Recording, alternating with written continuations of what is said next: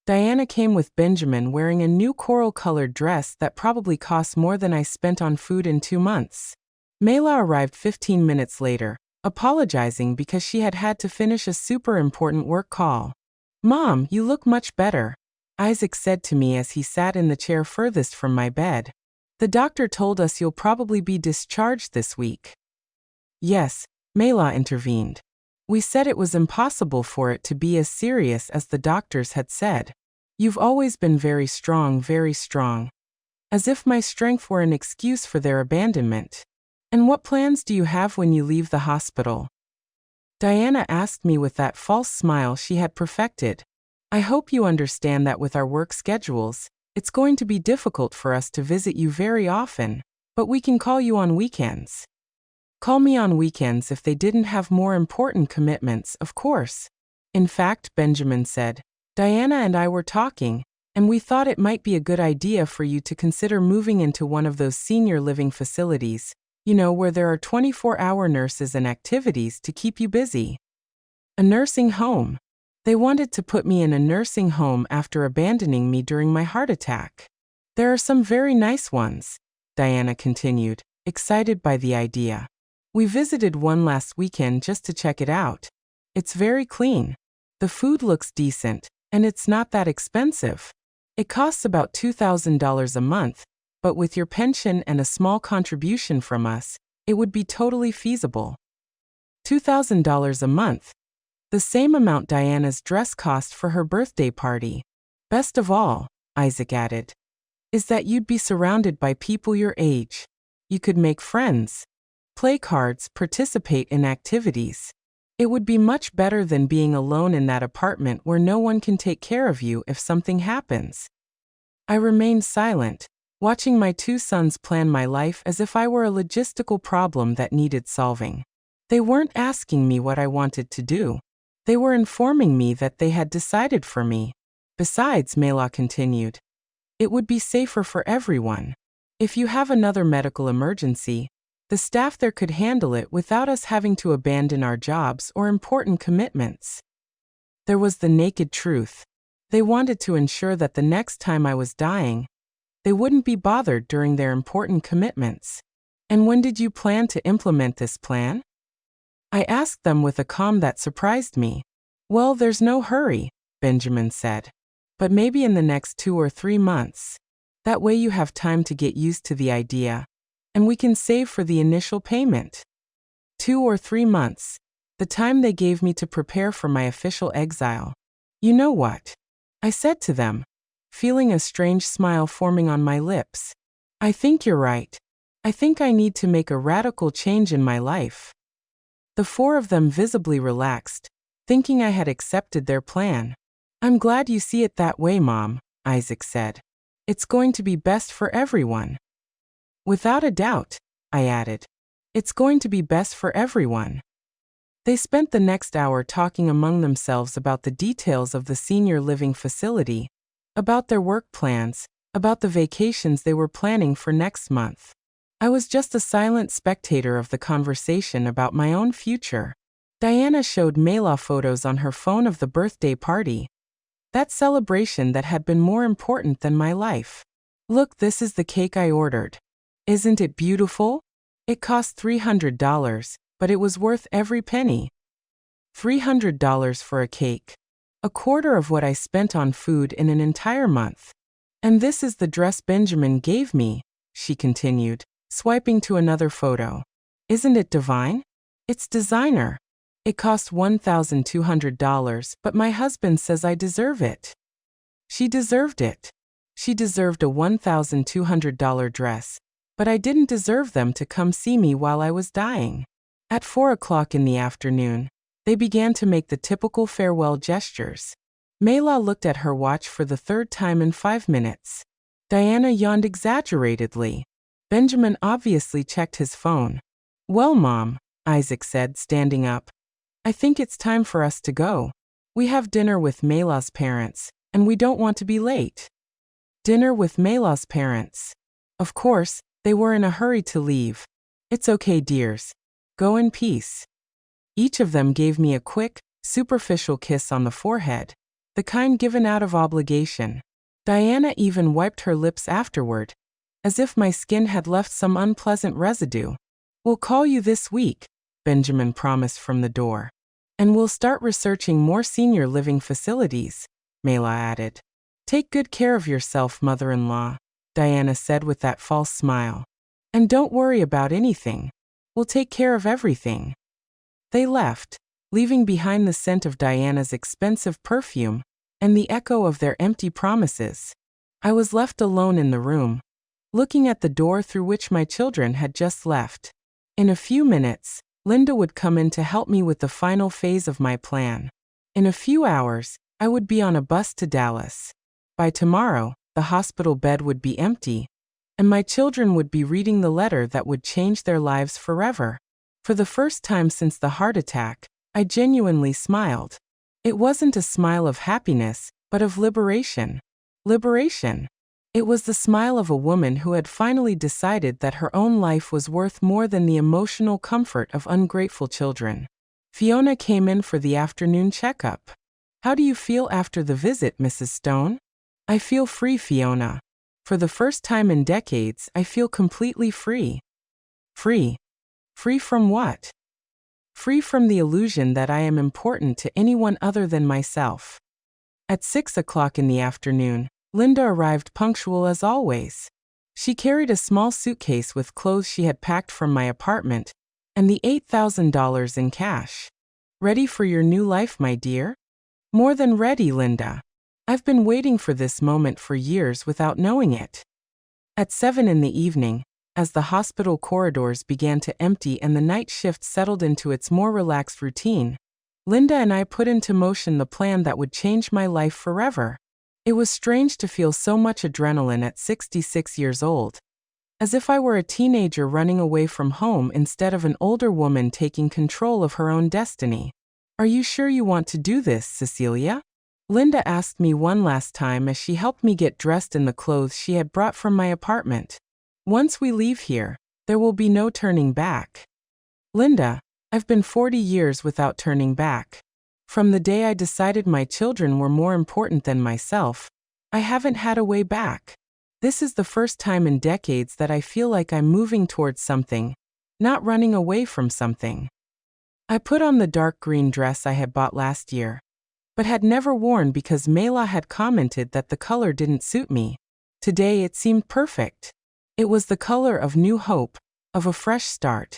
Fiona came in at the exact moment we had coordinated. Her shift ended at 8, and she had agreed to help us with the most delicate part of the plan, leaving the hospital without an official record of my departure. Mrs. Stone, are you ready for this? My sister is waiting for you in the parking lot with all the legal papers you need to sign.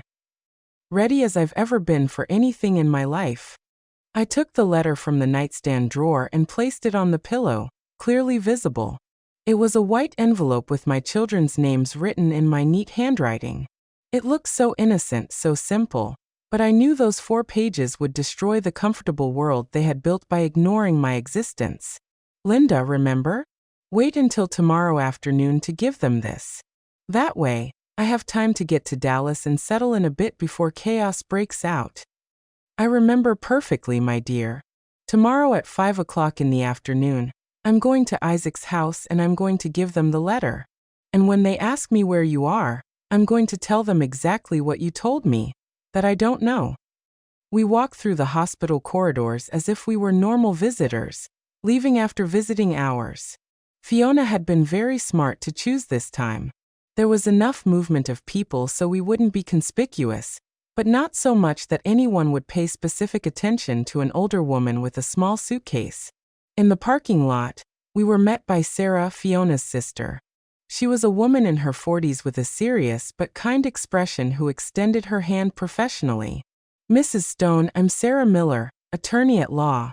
My sister explained your situation, and I want you to know you have my full support. What you're doing requires a lot of courage. Thank you, counselor.